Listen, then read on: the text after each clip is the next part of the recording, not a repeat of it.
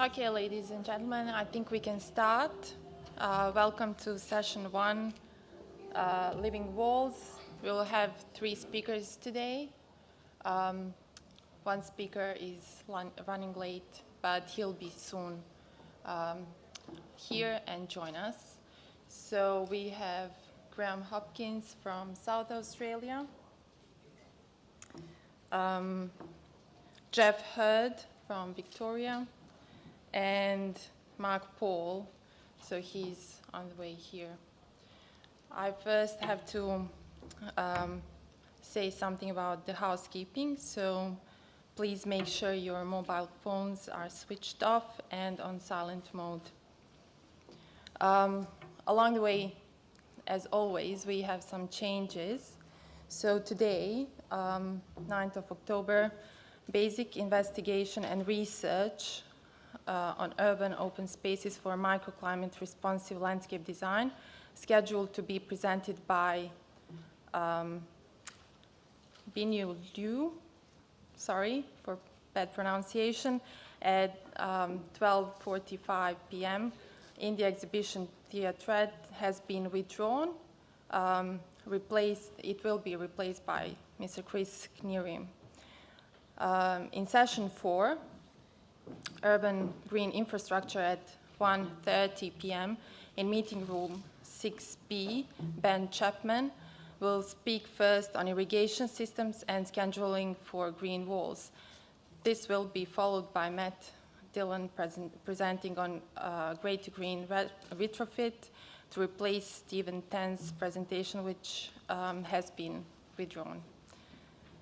Tomorrow, 10th October, in session 9, Green Urban Solutions in the Theatre at 11.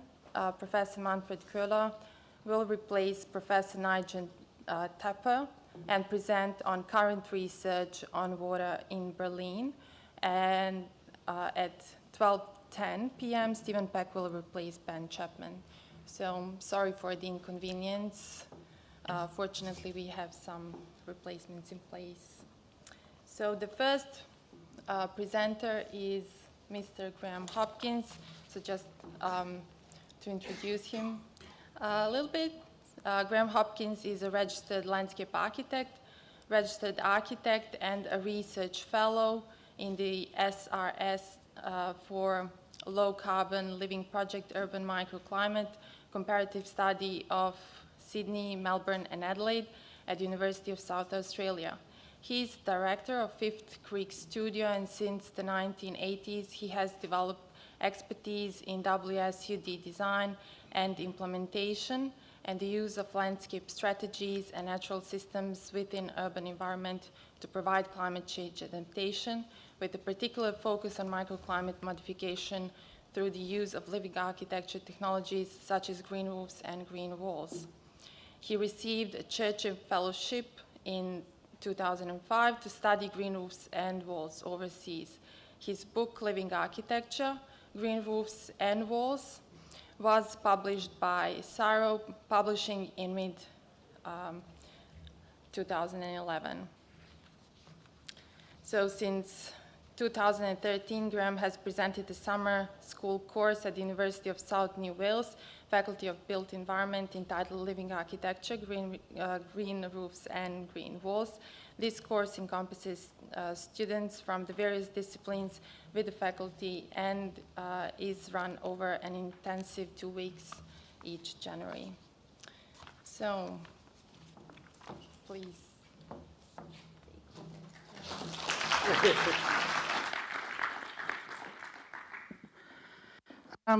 Welcome. You know that slide. What I want to talk about today is some of the current research that I'm doing and Fifth Creek Studio is doing, as Christine's the other partner of Fifth Creek Studio, is looking at how green infrastructure, but mainly green walls and roofs, can affect the public realm, the urban canyon as we would call it. In buildings like this, we have a human comfort of about 22 to 24 degrees. You know, this is the optimum level. We spend lots and lots of money with engineers and architects to get this. We walk outside the area and it's just uncontrolled space, and with climate change it's getting hotter and hotter.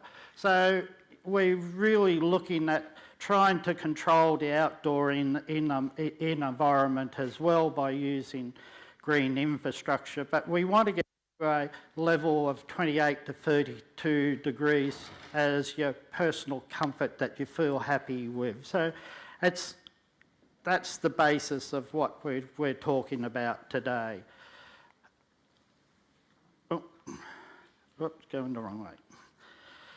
Human comfort changes for different climates, and the work we're doing is in a Mediterranean climate. It's a very hot, dry climate. We're looking at temperatures of 40 degrees, 2 or 3% humidity in summer. It's now going up to 45 this last summer, and this year looks like it'll be a very hot year. So you've got to look at the open space, you know, that's uncomfortable area to be in. The way you sort of look at that is you create shade to lower the temperature, and you want evapotranspiration, water in the atmosphere to actually cool down. Other climates, like in subtropical, has got a high humidity. You need a lot of air movement to reduce that humidity. So each climate has its own way of dealing with this. So we're picking up on those sort of elements.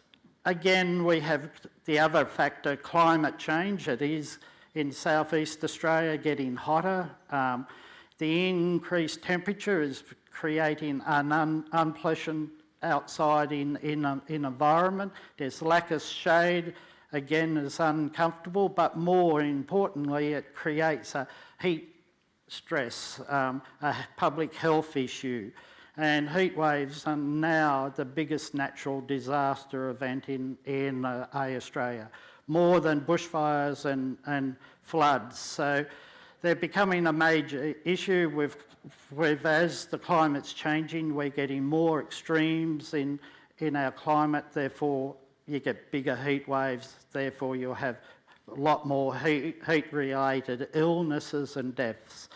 And in the outside or the public realm, people will then look at malls, shopping malls as their public space, and that has, because they're air conditioned, and that has problems, social problems of access and so on, who's allowed into a private public space.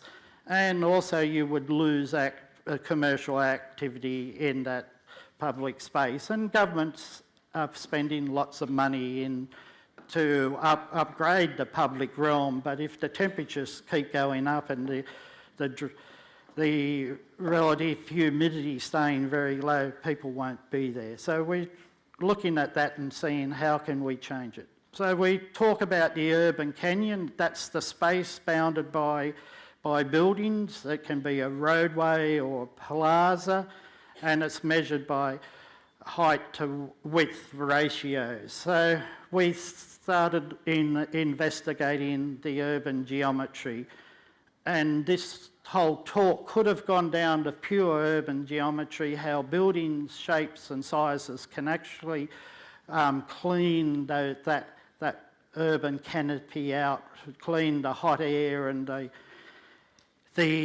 pollutants by different shapes and positions of buildings and intersections and roadways. But also with the existing urban fabric, we can't really modify that. So here's some work being done in Israel. They did some monitoring and computer modelling to show on a deep canyon where the hot air and pollutants actually gather with a crosswind. And this is where you would put a living wall or vegetation to actually absorb that and clean it. Similarly, on a fairly low canyon, or H to W1, which is quite small, this all gathers back up here, and this is more domestic scale, lower scale shopping centres and that. And when you step buildings around, you can get various forms. So from these studies, we're able to say, well, we can strategically locate living walls and green roofs to actually absorb and clean that air. So we don't have to change the structure of the buildings, we can actually do it through vegetation. Here again is another example of how buildings heat up.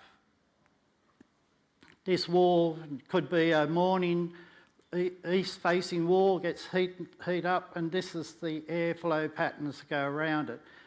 Conversely, on the other side, you get these areas of different airflows and deposits where the pollutants will be.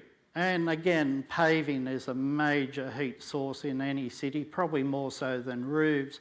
And if that's a hot paved area, you get a whole different air structure. Where do you put your greenery in there to do that? So there's all these areas to look at, and we're looking at that, and work from Lancaster University started to really pick up some of this work and actually target certain pollutants. Here's that's the particular matter 10 is the actual micron of pollutants that affect your respiratory system, so asthmatics get affected very quickly. And in this urban canyon, they looked at how much in improvement of removal of this PM10 out of there in a HW1, you at 50% of your wall covered, you can reduce it by 10%, 100% is nearly 20%. But the deeper the canyon you go, and we just doubled it there, the figure changes to 50% of vegetation, you can remove 30% of this particular matter, and if you had 100%, you could take out about 45%. So there's really huge advantages in just in pure pollutants, that the vegetation, and we could spend a whole another talk on how the vegetation does that, and we've looked at that and done it. Further into this study, they looked at streets.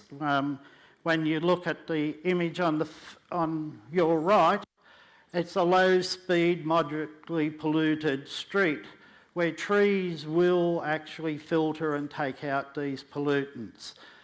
And that's fine, and everybody sort of says, yeah, we knew that. If you increase the pollutant level to a very high level, like an arterial road or something, the tree acts like an umbrella and holds the pollutants down at pedestrian level.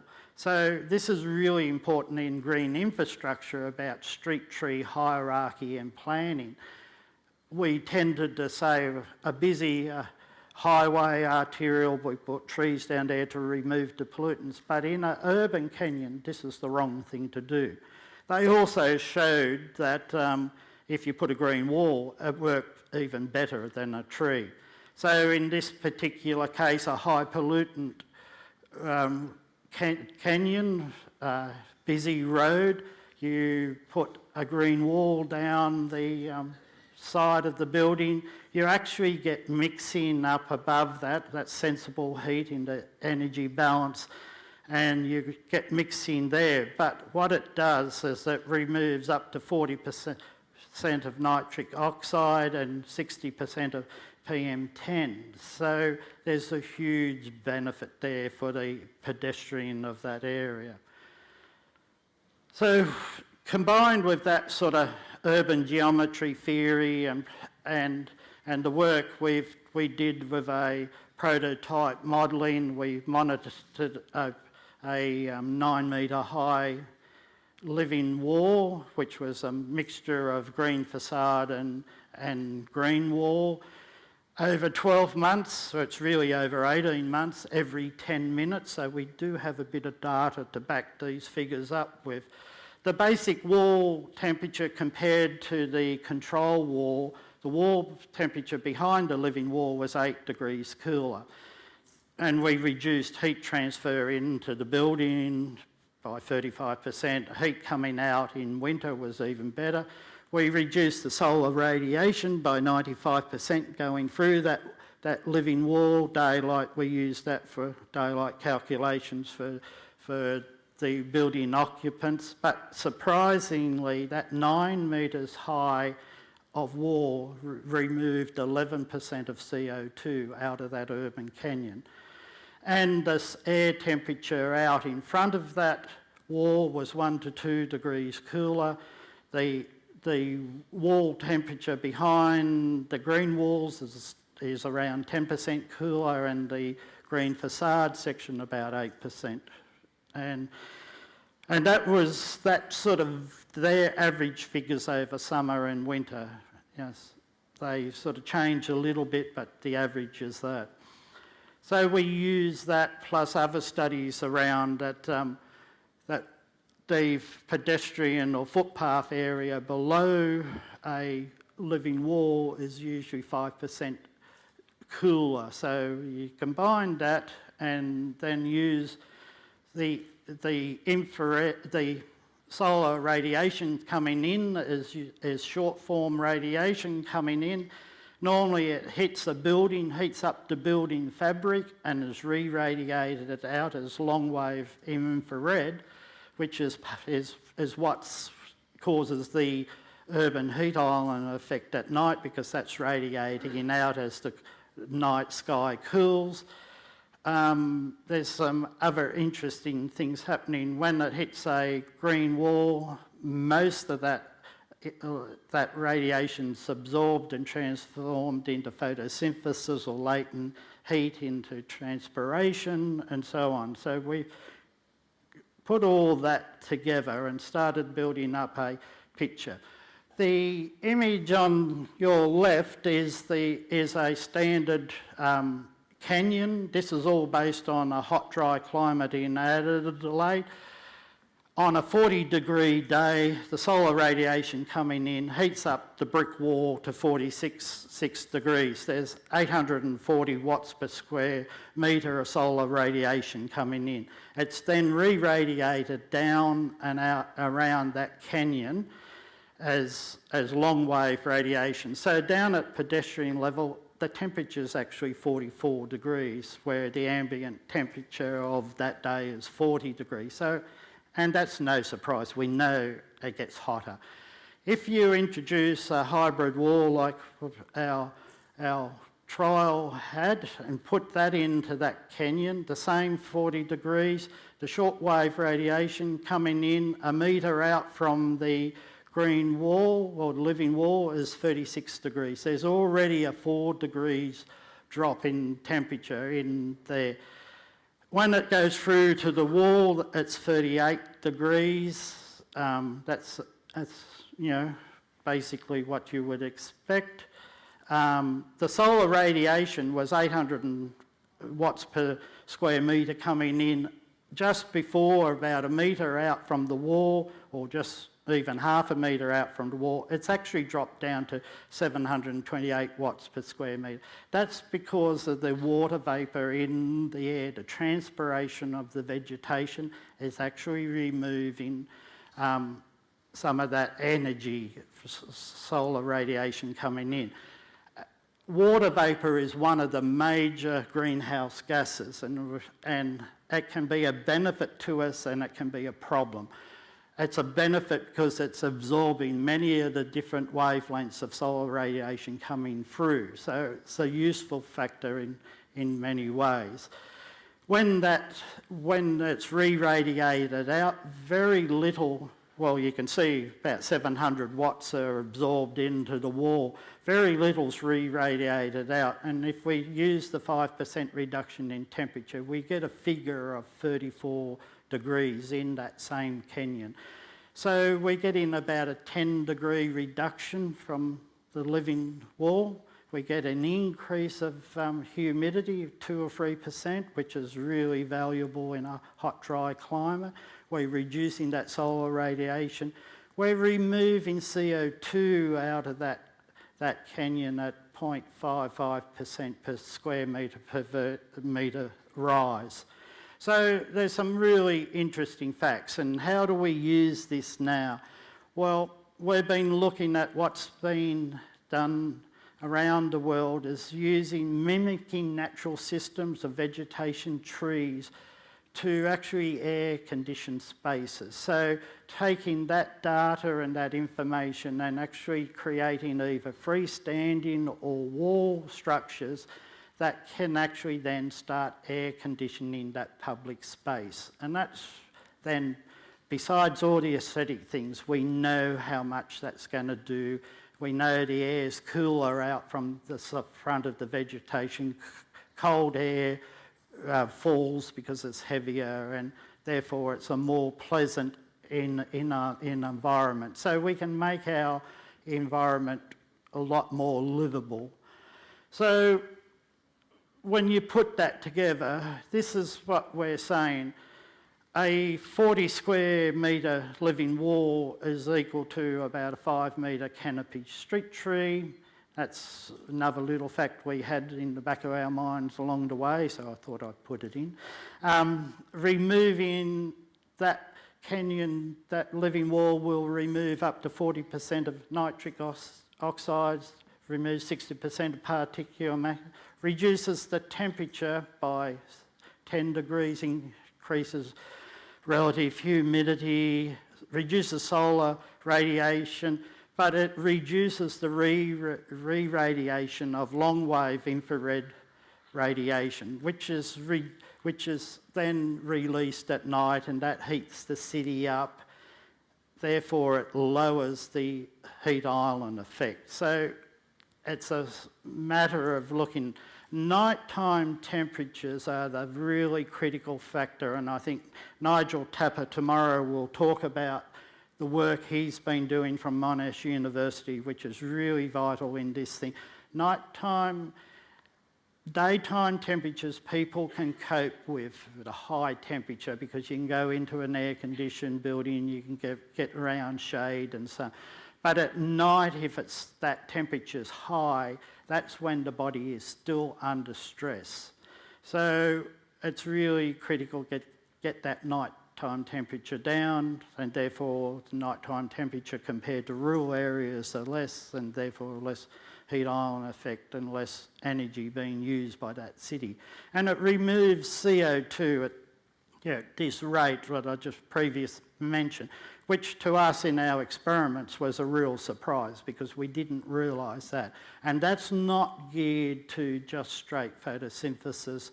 It's some other process that everybody I've spoke to professors of botany and biology and so on, still can't explain why that's happening. But it's actually a physical measurement we've done. The other interesting thing, and as an area we're looking at the moment, it's just sort of become aware that our body, when we're out in the sun, our body hits, you get the UV on your skin, and a lot of Australians here of my age sort of understand this really well. It causes dry skin, skin cancers and so on. And we think that's really hot and you get sunburn. But the body actually says it's really hot by the internal organs being warmed, and they tend to be warmed by near-infrared radiation, which is the re-radiation out of those areas. So if this is true, and we're now having to talk with medical people about how all this works, then reducing that long-wave radiation in a public space or urban is very critical to the livability of that space. Thank you.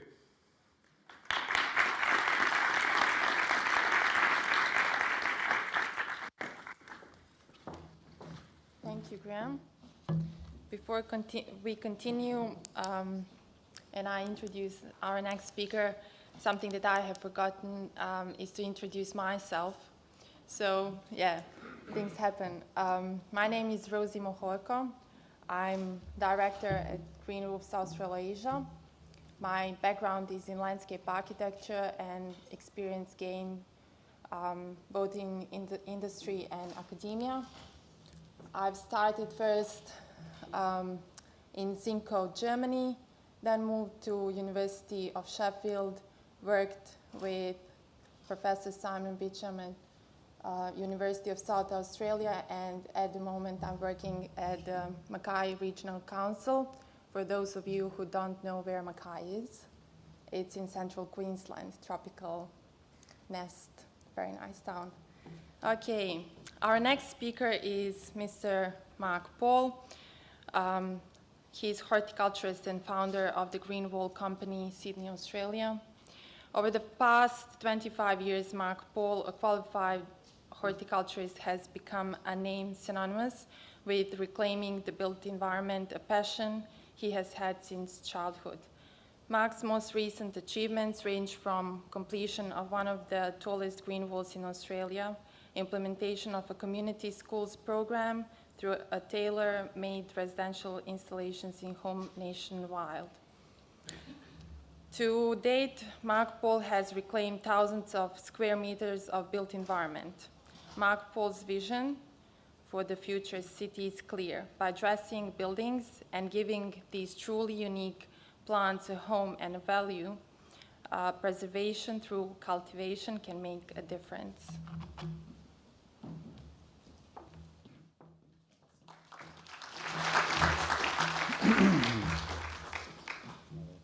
So this is where I spent the last 2 weeks doing penance at a state rail at Leppington, doing 12 big green walls. Actually done out of the eco pillars we've got here, just to show that we can do it for about $800 a square metre, a green wall that works. We know we can do it for tens of dollars a square metre if we have the scale of work, but there aren't many people thinking 50 hectares, and that's what we really need to be thinking of, is in really large-scale things to green cities. And that's my wonderful friend, the high rail I spent 10 hours a day on for about 10 days. So this is don't need to have this. These are some of the plants we use. Tillandsias growing on power lines. This is a different presentation I thought I had. Epiphytes, a dead cyber in Brazil with lots of epiphytes and about to be demolished in a car park. Some lithophytes, alcanterias as lithophytes in Brazil. Right, and one of my roofs. So this is a little grandmother's porch garden in Brazil, but it's a sort of a garden that inspired me when I was a kid. It was, my grandmother's interest in horticulture, and her potted plants on the balcony sort of got me going, and it's sort of an interesting little part of horticulture where there's a whole collection of memories and past relatives and bits and pieces they collected over cups of tea, and I think it's a very important thing that's sort of being lost. And along with the little grandmothers that have their their porch or patio gardens, this is the same thing in Borneo, except it's in a sea gypsy village out over the mangroves, but they've still got their little collection of epiphytic plants in pots out over the water. I think that one's in Puerto Rico. But worldwide you see this thing with people have this affinity with plants, and they decorate their balconies. So this is one in Redfern in Sydney. This is one in Austria last year. It's sort of I quite like the geraniums on the outside and the phalaenopsis on the through the double glazing on the inside of the walls. And I don't know, this is sort of I don't know, Gothic brutalism with geraniums. It's I find it quite amusing, but it is that sort of decoration and that affinity with plants, and how people carry it into the built environment that just follows you around the world. This is in China, just up some stairs with lots of little pot plants reminiscent of a lot of green wall systems we see. Yes, our licensing in Brazil, and some deck chairs with those same Tillandsias we saw on the power lines in San Diego. So we've done, I don't know, 240, 60 green wall projects, but we've done a lot of these little balcony gardens. So this is one in Point Piper. It's just a little green wall on the end of the balcony. It's trying to, cover a wall that's overlooked by a neighbour. This is an interior wall in Brazil, in Rio. There's endless ones of these little balcony gardens we've done all through Sydney. We must have done 50 or 80 of them. But here's a typical granny which hasn't got her little porch garden anymore, or she could have, but instead of that she's brought a lot of plants from her garden when she had to move into a high rise, and she's put them onto a wall in a green wall. And so the amenity for her is she's looking out across greenery, and it's only a single balcony, but the amenity from the outside should be you're looking across the greenery that breaks up the apartment building. So a very simple explanation of how that would work in a larger scale is the yellow stripe in that Lend-Lease building opposite her. If that was a utility wall for your wastewater, and you could plug green walls into it, and the developer actually paid for that blade of green walls to go the whole height of the building. It would not only cost a lot less to do, it would be actually designed as the building rather than retrofitted. And if, say, perchance the developer paid for that one, the city, city, Melbourne, whatever, might want to offset the cost with another couple of floors to pay for the second green wall, which becomes the dividing wall, between the apartments. It's already there now. Some of the people are greening them. And then perhaps, the people that didn't have a green wall in their apartment, they had to buy into the third bunch of green walls. But, pretty quickly you end up with strips of greenery in every apartment building that give amenity to the apartments looking out, and you have amenity looking at the buildings. You see those stripes of greenery that break the urban jungle. So these are just really, just simple things, but in the right way. So, going back endlessly to the same, it's just, replicating nature. There's a granite Inselberg in Brazil, covered in plants, sits in full sun on granite for 5 months of the year in drought, and then has a rainy period. Here we are on that Inselberg with Alcantara glasneriana growing, and there's the edge of the Rio skyrise, and it's really rocket science. It's just moving those plants onto those buildings. It's not that hard. So there are the plants in habitat. There's some examples in Rio with the Inselbergs behind them. There's the Inselberg flora, with the Inselberg with the same flora behind it. And worldwide there's a palette of plants that do this. In fact, around 20% of the world's plant species. More apartment in Rio and Copacabana and wherever. This is a high-rise building in, this is Origin Energy down in Melbourne, where there's 22 stories of green walls. There's a central spine down the building, so there's a staircase that runs up each one, and you get each 3 floors. They have a through floor that blocks, blocks fire going through it, but basically it's a green spine right through the entire building. An interesting plant on the top of it. It's a plant I collected in the Dominican Republic about 8 years ago, and we finally got it to flower. So because we've got it growing on 3 floors as a feature plant in the buildings, we actually managed to self-pollinate it. So we're actually getting to set seeds, which we're able to reset other plants off. But you get to put interesting feature plants in, in various levels of some of these buildings.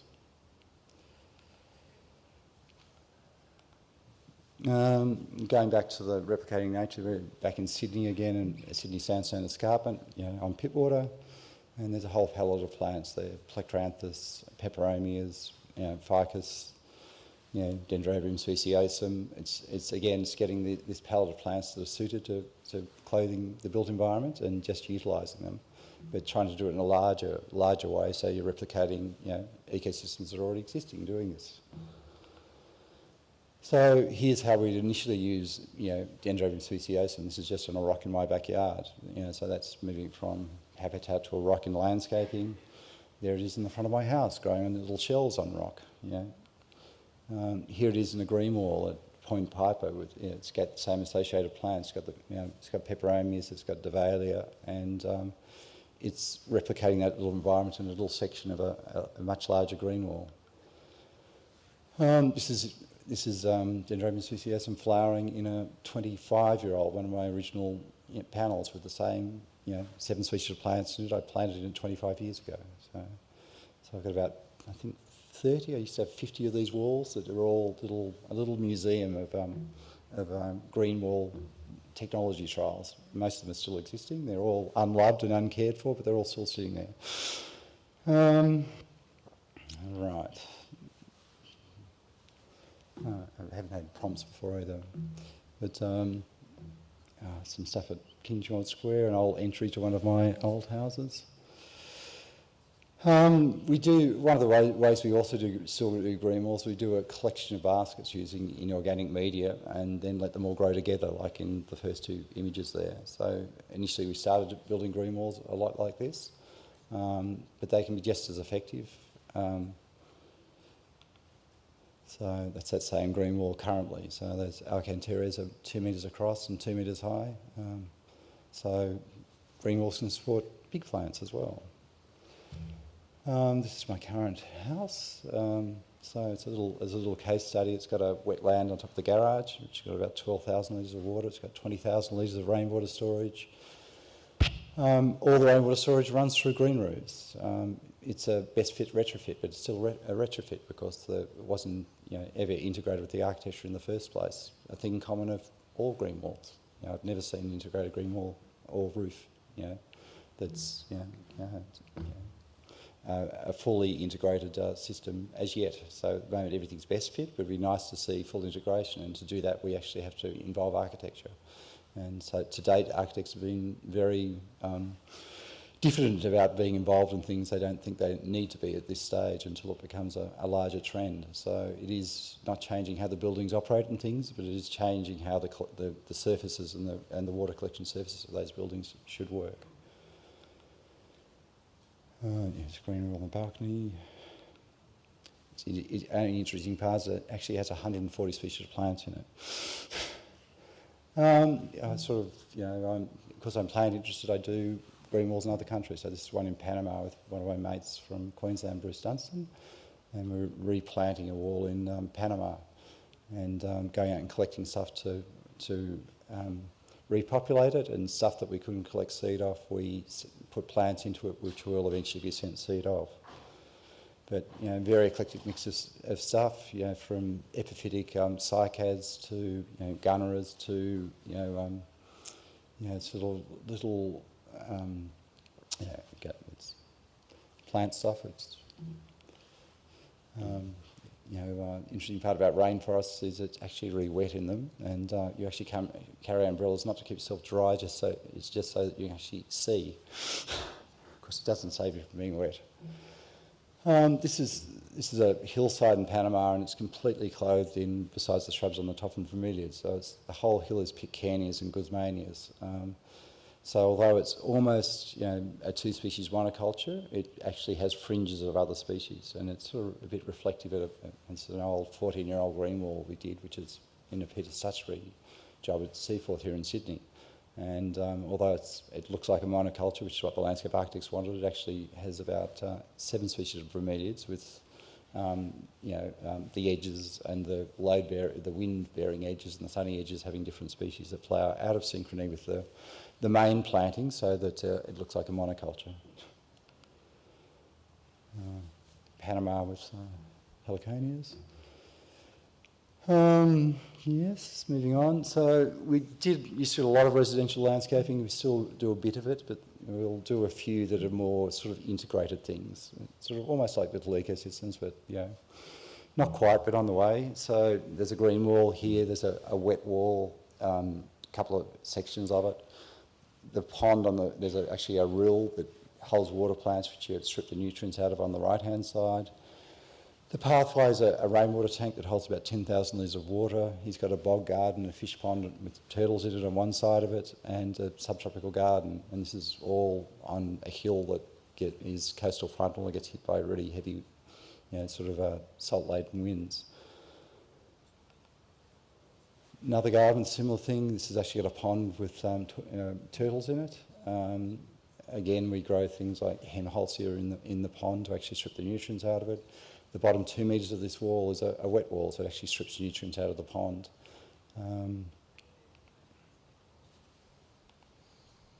It's a really punishing one to deal with because you can only put ladders in the pond to actually do the maintenance on it and to do the original installation. But yeah, it was a neat project. This is the Global Change Institute at Queensland University, and it's a very similar thing. The bottom green wall is a wet wall. It's actually got a pond full of native fish that actually we pump the water onto the bottom wall, so it strips the nutrients out. If we had a bigger pond system, we could actually,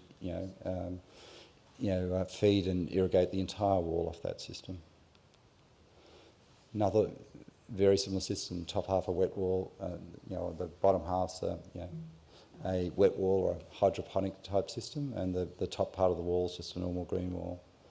Another one outside a bathroom in Newport that doesn't photograph particularly well, incorporating a water feature as well. So, I don't know if you went to a couple of our sites. This is one at Doody Street. It's sort of an interesting wall because it faces east, north and west. And it's because it's the service stairs and the elevator shaft to get to the plant rooms on top of an industrial estate. It sticks up above the building, so it gets hit with every front, every high wind event, all the heat and things. And yet all 4 sides use about the same, about 1.5 litres per square metre a day. And it's been there for, I think, 3 or 4 years. It does have periods where some of the plectranthus die back and things. It's not particularly well maintained. It's one of the we don't maintain it. It's maintained by on-site horticulturists that we trained up, but they only maintain it a couple of times a year. Well, I think that's it for the moment, isn't it? Because we're out of time. Is that out of time? Is that the? Are we doing questions afterwards, or flick through some other things? Some blade green walls that we utilise again to, minimise the costs on it. Done in apartment buildings, so you're looking out into greenery, onto a blank wall, to give you the amenity in these sorts of buildings. The eco-pillars we use on a front awning, but that's just survives on seasonal rain once it's established. It requires no irrigation. Same thing in a coastal frontal environment in New Zealand, in eco-pillows. My roof at home, harvesting plectranthus for the Botanic Gardens. We grow about 5 critically endangered species of native plectranthus on that roof. And we harvest them at the end of each summer. It's just sort of illustrating that's on Lord Howe Island. It's just a platycerium growing on a rock, and everyone thinks, oh, there you are, it's a very hardy plant. But it's actually got beside the base being rock, it's actually got a forest above it. The water from that forest leaches onto the rock. All the drainage from probably half an acre drains across that rock, particularly into that spot. So, the flow characteristics across buildings are very similar, and, you can do those controls and you can have similar results. But if people isolate that plant on that little corner of rock and say, oh, look, it'll just grow on bare rock, it's an erroneous conclusion out of the whole thing. We won't do that. This is Lord Howe Island, which has got 240 species of plants. For me, it's a great model for a city, and how a city could look, and an ecosystem that could, be driven by seabird colonies on a. The last little thing I'll do is Santa Marta favela in Rio, where we did our first pet bottle green walls. This is an initiative we've been doing in schools in Australia more recently. We did this with the Rio State Police and just used 125ml pet bottles and built 10-metre walls out of 600 pet bottles. Nice bamboo in Brazil. This is doing the same thing in Australia. Initially building it like the Brazilian ones, but modifying it. So we've done a bunch of schools. This is one over in Mossman, my son's school. That's when it was planted. That's how it looks today. So we're training up horticulturists at the Australian Institute of Horticulture at the moment in each state. Landcare have come on board to sponsor it, and we're having to do about 400 schools a year, but we need about 40 to 50 horticulturists trained up to actually do the process. Of course, I can't do them all. It's very easy.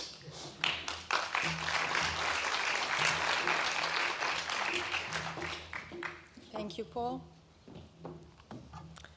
Our next speaker is Geoff Heard.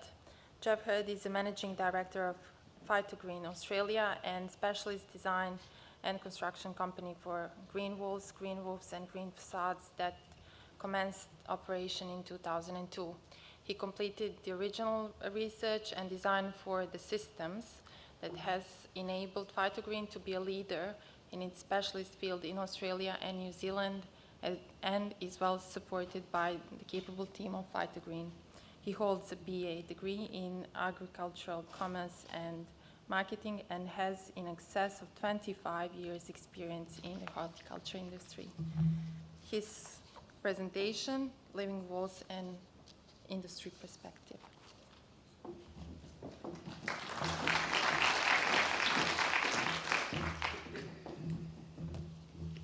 Good morning, everybody.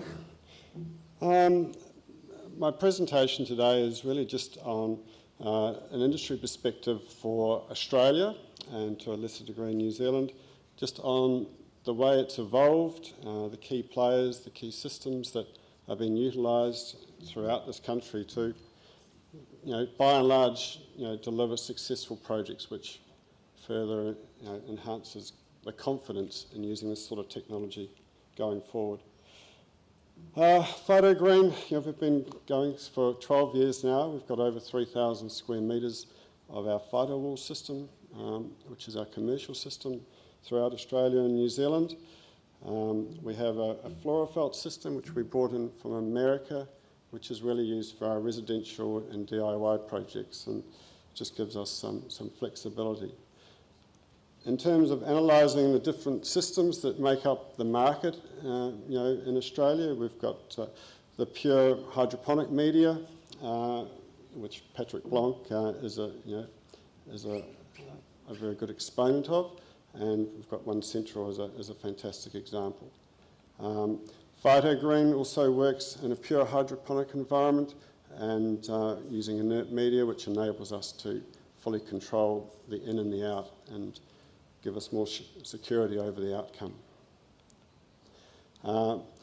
Mark has I hope I get this right, a part inert, part organic media system, and once again that provides enormous flexibility and buffering capacity for successful projects over a long period of time.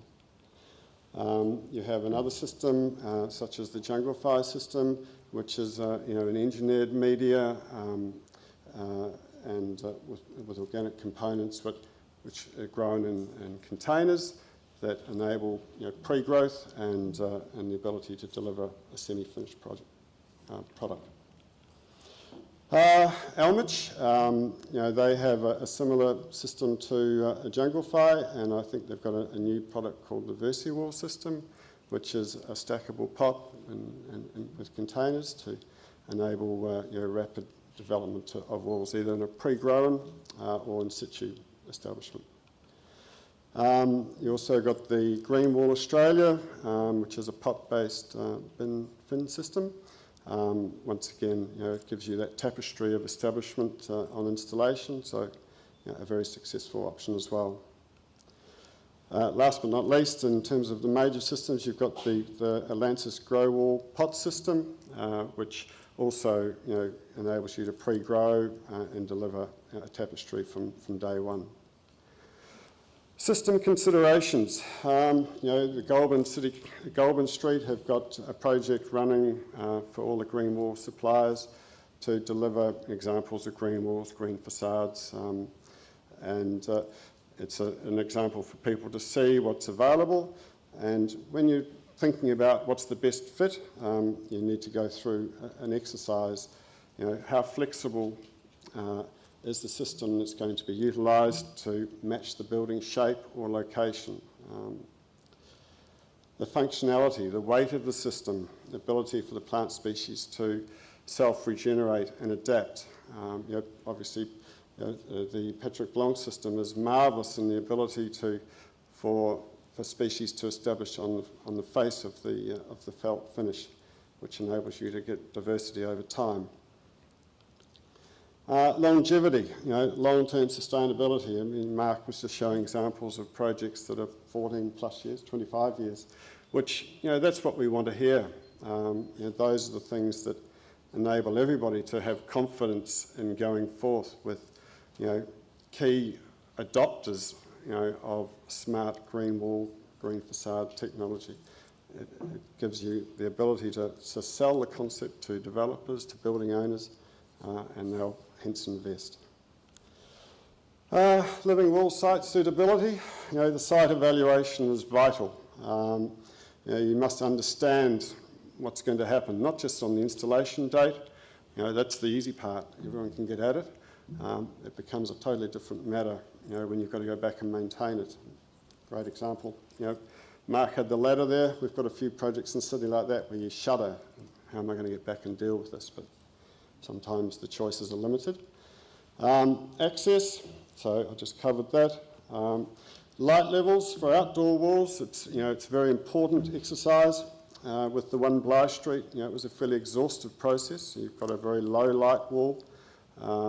You've got wind, very little direct sun, maybe a little bit at certain times of the year in the summer solstice. So we had to do quite a lot of sun-shade modelling. We Dialux readings as an extra backup so that we could design a plant palette that would last and stand the test of time.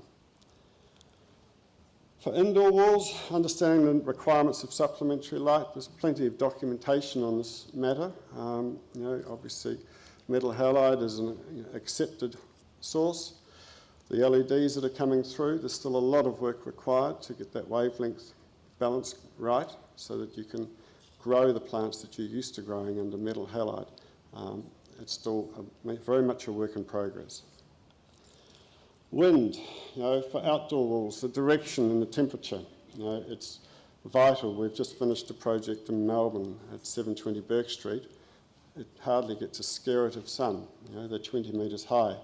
We have to deal with wind roaring in from the south, straight off the bay. Docklands is a wind tunnel in the waiting, and it provides enormous challenges. So in there, and we'll show you a little bit further down the line, we create what we call fractal factors so that we can create opportunities for biodiversity to exist.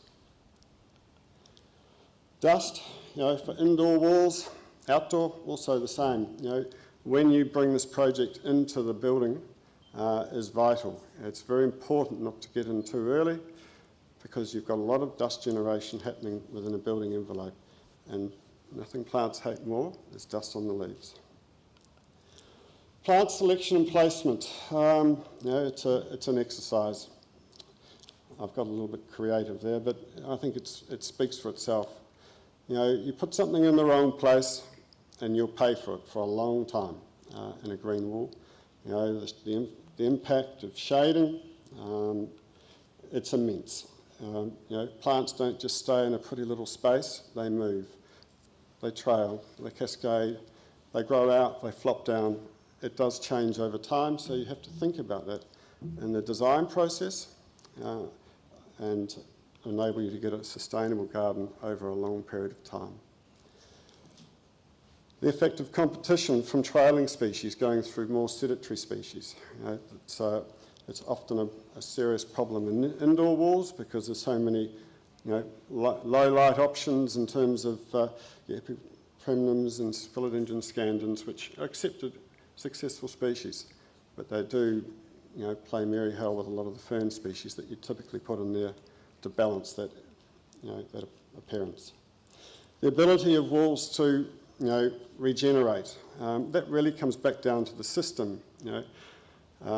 Examples of something like Mark Paul's system is ideal. I mean, it has the ability for plants to spore, regenerate, cuttings, whatever it might be. It's a lot more difficult for the pot-based systems or plastic-based systems to do that. So once again, it's the system fit for purpose.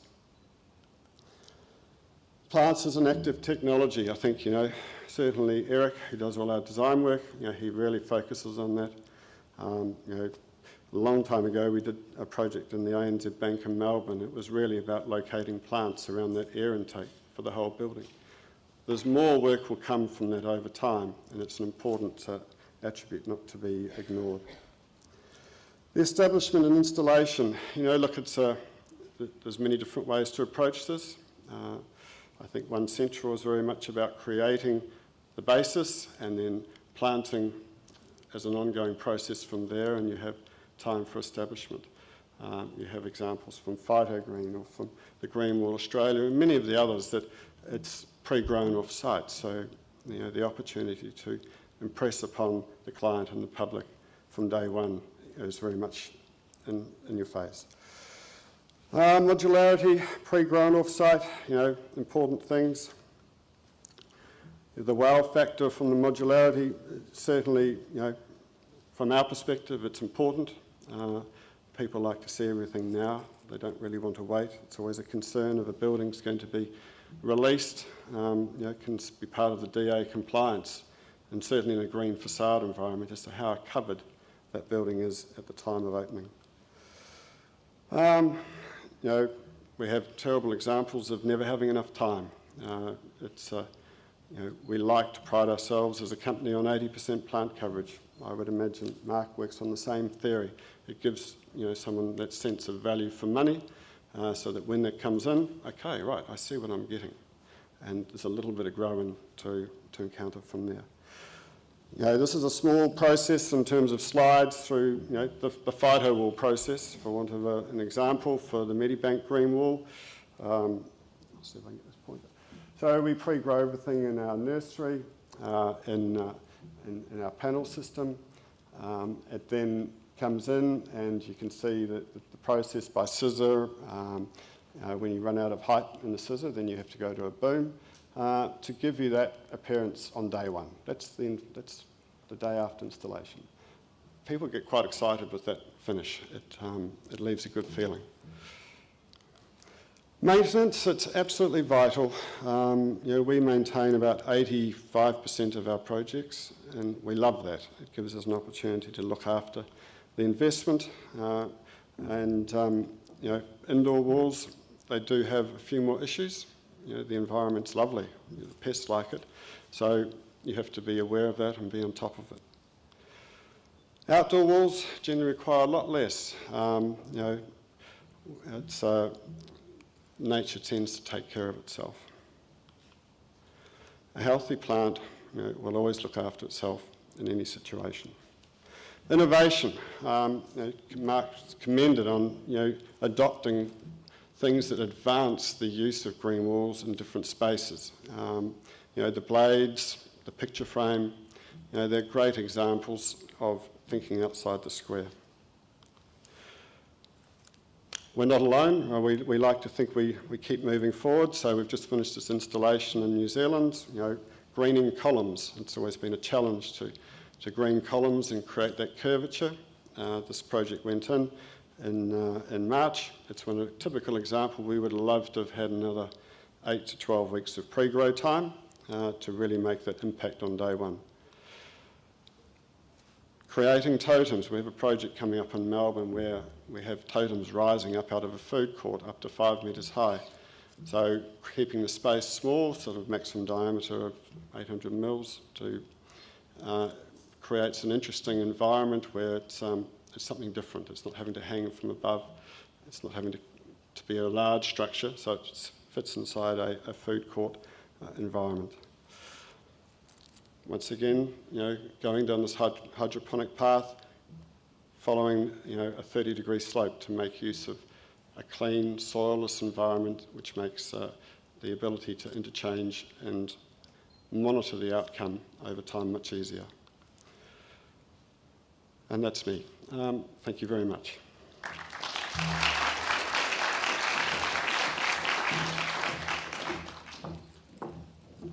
Thank you very much.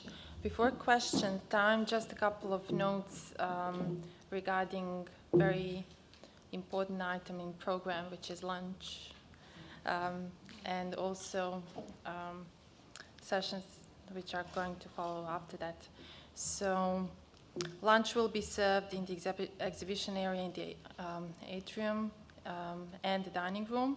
Following lunch, we will have more sessions, so please refer to program booklet for session details and locations. There will be special student presentation in theatre located in dining room from 12:45, which I did mention at the beginning that was replaced, and now it will be presented by Mr. Chris Neary.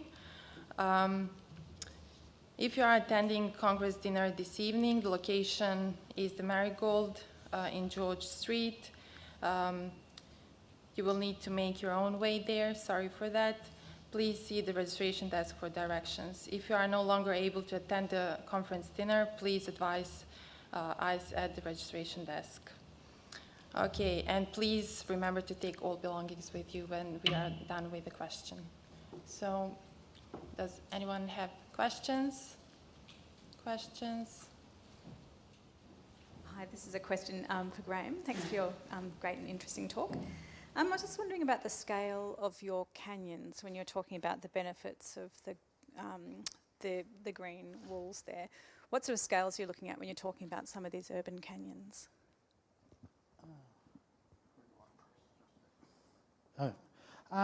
Really, I'm looking at sort of scales, really, of one central and some of that scale, 20 floors, from 3 floors to 20 floors, depending on the urban canyon. The more vegetation you can get into that vertical wall, the more efficient the systems will become.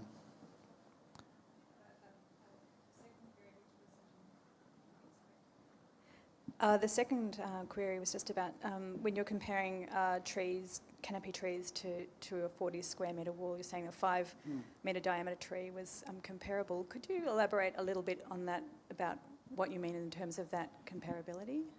The comparability is the ability of the tree canopy or the leaf to take out pollutants out of there, and a canopy tree will reduce temperature underneath it greater. You'll get, on a 40-degree day, you'll get something like about a 25-degree reduction of temperature under the canopy at, say, the concrete footpath level. So a tree is good because it is actually shielding the solar radiation. It's not actually the tree doing it, it's a shield. But what I was saying, this was a study done some years, quite a long time ago, and I think Monash Uni are starting to do similar research there. But it was the amount of CO2 and pollutants. So it's a rough measure.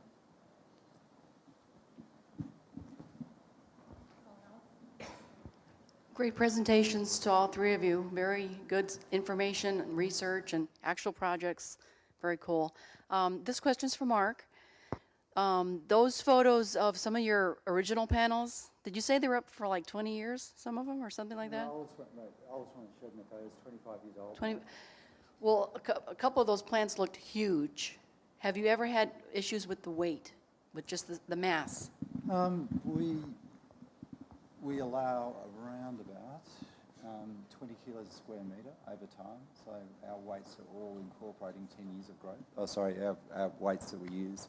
If I just went by, German green roof standards or American green roof standards, which are only an hour longer drainage, I think our green walls would come out around about 24 to 26 kilos a square metre. If that makes any sense. But a green wall, if it's external, I allow 80 kilos a square metre, because I look at it and say, if you've got driving rain, every pore can be filled with water. And I also allow a weight factor on the leaves and the planting. But people on roofs and walls can put a bigger agave, which can weigh the same as a small car, and they will grow if you. So a lot of it is plant selection as well. So you can, we've got arrowheads in some of the walls that are 5 metres high and have 2 metre leaf blades. So we have full-grown alcantarias on a lot of our walls, but it depends on the structure of the wall. But yes, it is going to increase the weight, obviously.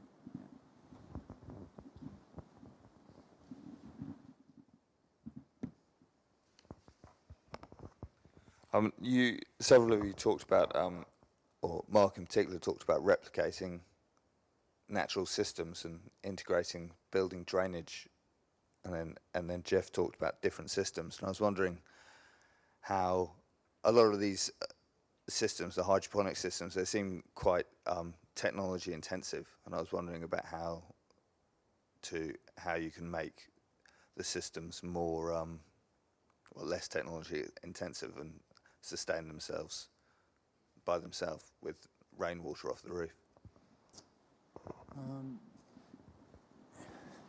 Depends. Like roofs are much easier than walls because the walls have to have water run through them. You just can't rely on rain. But funnily enough, we do have a green wall, which I think is now 8 years old, which did show on that lot, which was originally done for the City of Sydney, and because it had to sit out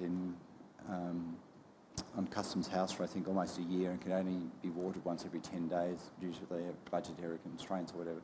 So we chucked a lot of large structural remediates into it, and the little byproduct out of doing that was when it does rain, they've got a big rain collection surface and they funnel it back into the face of the wall. So we had that wall, which after it was there for a year, it sat on our fences outside our greenhouse for 5 years before it more recently got relocated onto one of my garages, where it then sat for another year before we put it onto an irrigation system that only runs, once a week for about 5 minutes, like a normal garden irrigation would run longer. So it's one of the only walls we've got. Although we've got a lot more things similar to that now that actually uses the plants to funnel the water to actually feed the wall. Other than that, you have to run regular amounts of water through the system to have it work. So as in replicating biological systems, for me, I look at buildings or cities and they're just big rock faces or big objects. And if you look at in Sydney, for example, typically southeast facing creek lines are the most biodiverse when you get them coming down the sandstone escarpments, because it's the way that the rain fronts hit those escarpments. In Brazil, it's the northwest. If you have a cliff in the northwest Inselberg, it's the most biodiverse. So it's all about the weather fronts that come into those things. And if you're looking at a building, you don't have to change the aspect or anything of it, but you change the way the facade is orientated and how you run the water off the facade. So you could run the roof and the sections through it. To me, a city is just a water plan of management. If you got the water from the building, the black water plant, the grey water plant, the building next door, the car park, the road surface, how much is going to use for toilet flushing, how much. And so in Sydney, the rainfall will give you, 60% roof coverage and 40% of the facade. In Melbourne, it might be slightly less than that. So in the end, that's how we'll look at buildings, and architecture will have to embrace that and have to change the surface so it runs the surface over to sustain the plants that is supporting.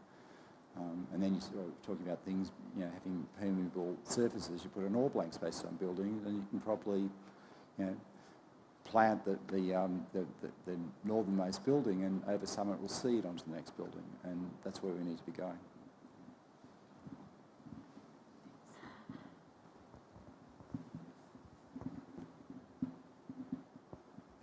Possibly not in my lifetime. Hi. We can do it now. This is probably a question for Mark and Geoff. With commercial or corporate spaces where the building might shut down for a period of time in summer, say over Christmas, and temperatures can go in excess of 40 degrees, how would you deal with something like that, installing a green wall?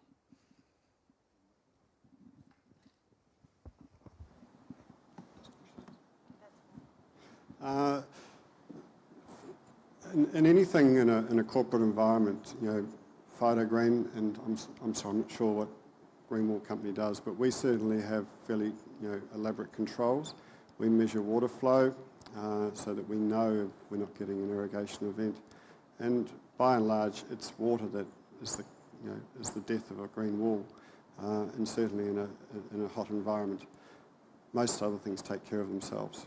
So we just focus on ensuring we're getting water as per the flow expected per day.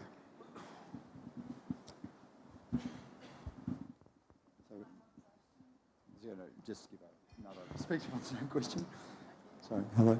Yeah, so the way I've always approached it is, we can, sort of monitor the water flow and do remote monitoring, but that's an expense a lot of clients aren't prepared to take. On large commercial walls, you'd always do it. But we are living in a city and there's a built environment and things will be turned off. Someone will pull the plug out. You know, you have no control over that. So in that way, it's a lot like a natural system. So after establishment, you know, a green wall should be able to take, you know, 3 months. The worst we've had is 7 to 9 months cut out on the irrigation to it.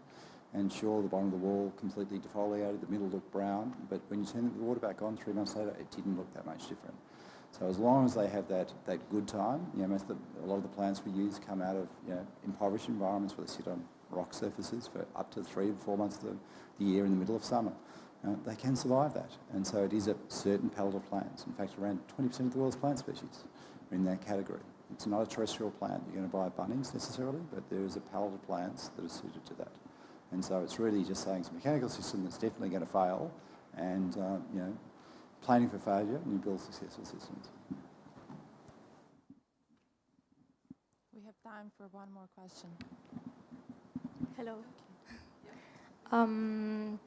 My name is Melissa, and I guess my question could be for either one of you.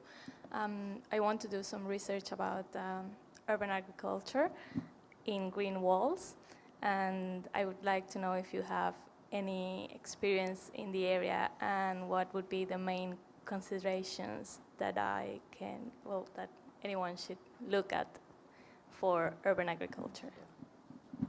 I'll start and pass on. Okay.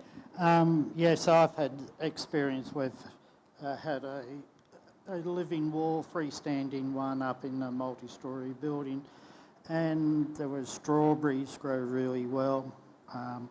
We've even had all the leafy herbs, lettuces, all that sort of variety. Even had tomatoes growing because they behave really funny. They grow out, drop down, grow up. There's a fight between gravity and the pull towards the sun. So most vegetables, you know, deep-rooted veggies are not going to be there, but urban agriculture's fine. To me, sort of like urban agriculture is a bit of a furphy in a lot of ways. You're talking about, you know, crop plants that have very short life cycles of, you know, 6 to 8 weeks to give you a return. Some herbs and things are perennials. There are plants that will produce edible fruits and berries, which are suitable as long-term inhabitants, but I'm always looking at 25 to 50 years plus lifespans, and to be able to put the large amounts of nutrients into a system that's going to give you that fast growth, clog your media with roots, and then drop dead and have to be replaced just doesn't make any, you know, viable sense to me. There are, I think, 1,600 species of bromeliads with edible berries. All the epiphytic cactaceae berries are all edible. So to me, you know, they'll crop 2 or 3 times a year, eat all the berries off them. Things that's a more sustainable result than trying to grow, you know, things that would normally be grown in crops and fields on buildings. Okay. There you go. There you go. Oh dear me. Look, one of the big challenges with anything with a, you know, agricultural use is sun. You know, without sun, you can't really grow too much. And in a vertical nature, you're always going to be limited. There's going to be at least one side that doesn't get it. So it's about, you know, fit for purpose, and it's really going to be the type of things that Graeme talked about, solanaceous and leafy vegetables. Short cycle, and I imagine it would be hard to pay for it if you did the whole of life cost, but you know, there's always those people that want to do it, so you encourage the opportunity.